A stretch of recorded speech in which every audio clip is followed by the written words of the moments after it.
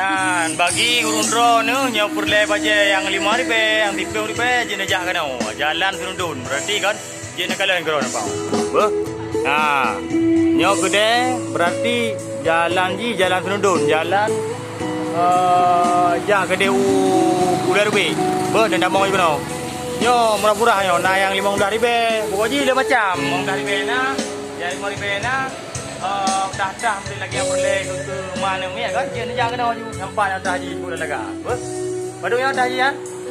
30 ribu. Yang 15 anda? Yang 15 baje yang baru dah. Oh berarti yang 30 ribu haji. Masya-Allah yang nak kalau geron. Aku dah pegang mah kan nak kok rundron kan. Aku haji yang jumpa hai macam apa apa.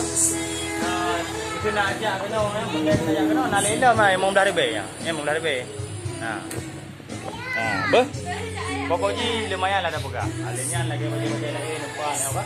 Jadi putun ribu juga no. Alian yang boleh belok.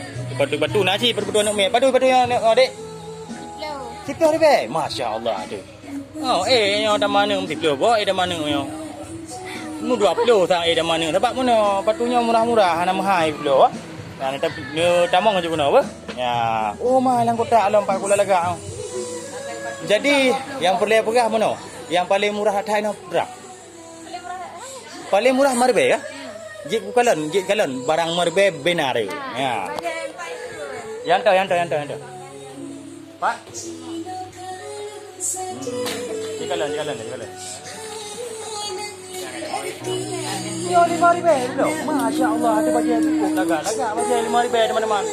Yo man. Jadi betuan singgah kena ibu. Yang pak hanya urung dolo mah. Apa? Cukup enggak ai? Apa? Ya, nak pergi ke sana. Rumah hai, yang perlu ada pegah pelayan laga. Ale pelayan laga, ale laga pelayan lom. Ani yang peramah lom laga anak sombong. Sombong ya. Kim dah. Kim matang ngai modal. Kau laga ai rumah ngong pegah habis.